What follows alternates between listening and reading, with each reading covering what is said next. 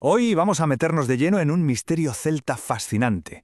Un alfabeto que es muchísimo más que solo un conjunto de letras. Es, de alguna manera, un idioma susurrado por los árboles, un código secreto que se ha conservado tallado en piedra.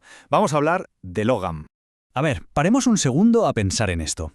¿Y si las letras que usamos para comunicarnos tuvieran un poder oculto? Una conexión directa con la naturaleza, con el mundo espiritual. Bueno, pues para los antiguos celtas esto no era una fantasía, era literalmente su realidad. Pues nuestra historia empieza aquí, con unas marcas de lo más misteriosas encontradas en monumentos de piedra repartidos por Irlanda y Gran Bretaña. Un código enigmático que, en realidad, guardaba los secretos de toda una cultura. Este código se llama Ogham. Es una escritura celta muy antigua que tuvo su apogeo entre los siglos IV y VI. Pero lo interesante es que su propósito iba mucho más allá de simplemente registrar nombres o fechas. Era un vehículo para un conocimiento más profundo, un conocimiento que podríamos llamar esotérico. O sea, estas inscripciones en piedra servían para conmemorar a personas importantes, claro que sí, pero su función no se quedaba ahí. Cada marca, cada línea, estaba cargada de un significado místico. Era como un puente entre nuestro mundo, el físico, y el mundo espiritual. Vale, entonces la pregunta es, ¿cómo funciona este alfabeto tan peculiar? Pues la clave, como no podía ser de otra manera tratándose de los celtas, está en la naturaleza. Concretamente, en la forma de un árbol. Vamos a descifrar su estructura. Es que el diseño es una auténtica genialidad. Fijaos, todo parte de una línea vertical central que hace las veces de tronco de árbol, y a partir de ahí las letras se forman con trazos que salen hacia los lados, como si fueran ramas. Se organizan en 4 grupos de 5 letras cada uno, y con el tiempo se añade un quinto grupo para sonidos nuevos. 20. Quedémonos con ese número. 20 eran las letras originales, o Feda, como las llamaban. 20 símbolos que eran el mismísimo núcleo de este sistema, no solo de escritura, sino también de pensamiento. Y como veremos, ese número no fue elegido al azar, para nada. Pero claro, la estructura visual es solo el principio, la superficie, porque el Ogham no es un simple código, es algo muchísimo más profundo, y es aquí donde vamos a descubrir su verdadera alma espiritual. Para entenderlo, hay que ponerse en la piel de un celta.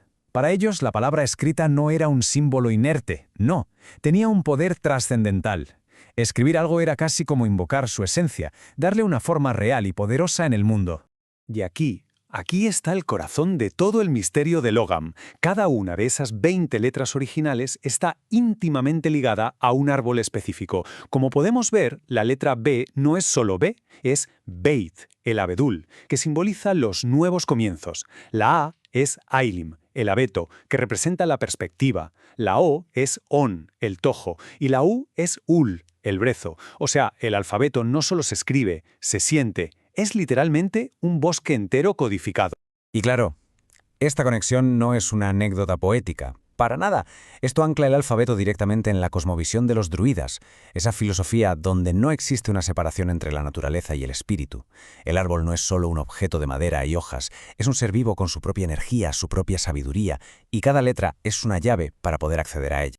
Entonces, si cada letra contiene el espíritu de un árbol, ¿qué se puede hacer con un alfabeto así? Pues las posibilidades se disparan, van mucho más allá de la escritura. Entramos de lleno en el terreno de la magia y la adivinación.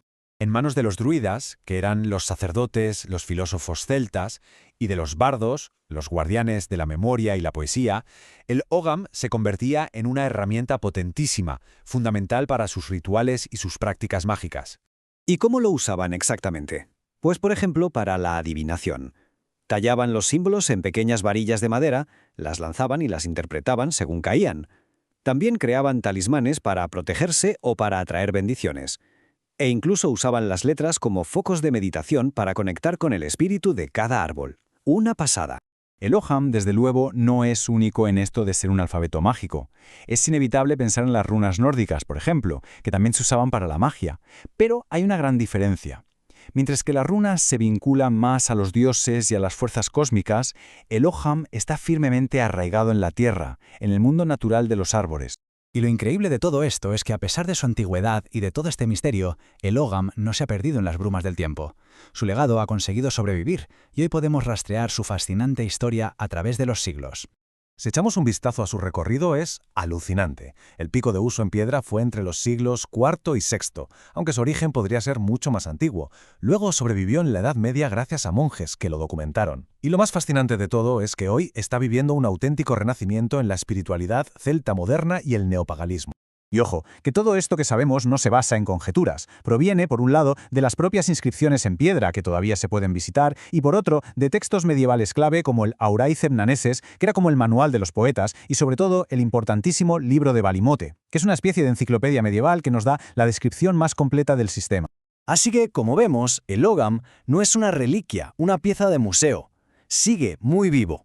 Y gracias a su estudio, se mantiene esa conexión tan sagrada entre las palabras, los árboles y la magia que tanto significó para los antiguos celtas.